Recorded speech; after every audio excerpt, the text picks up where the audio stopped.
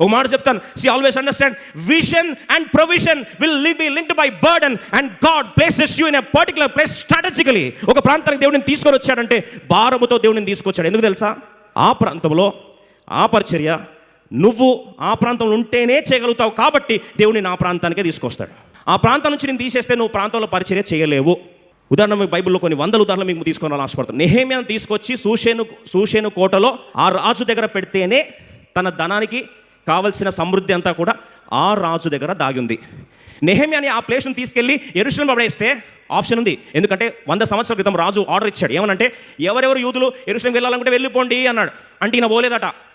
అందరూ అడిగారు, అదేంటంటే బానిసలాగా తీసుకొచ్చారు కదా నువ్వేమో ఇక్కడ సెటిల్ అయ్యావు కదా, సెటిల్మెంట్కి వచ్చి నువ్వు ఇక్కడ కూర్చున్నావు సూషేను కోటలో, నీ ప్రాంతం ఏమో యెరూషలేం నువ్వు ఎందుకు పోలేదు అని అడిగారట.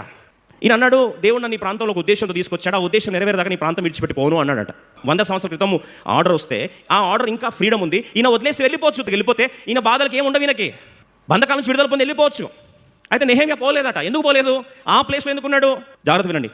ఆ ప్లేస్లో ఉంటేనే నెహెమ్యా యొక్క దర్శనానికి కావాల్సిన ధనమంతా కూడా అక్కడ దేవుడు ఏం చేశాడు? దాచించాడు. దేవుడు నేను హైదరాబాద్కి ఎందుకు తీసుకురావాలా? హైటెక్ సిటీకి ఎందుకు తీసుకురావాలా? మైదానికి ఎందుకు తీసుకురావాలా?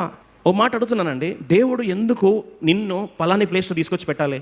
నెహెమ్యా సూషేను కోటలో ఉంటేనే ఆయన ధనము, ఆయన దర్శనము అక్కడ ఏమై ఉన్నాయండి? లింక్ అయి ఉన్నాయి. దేవుని కొరకు ఏమైనా ఘనమైన కార్యము చేస్తాడు.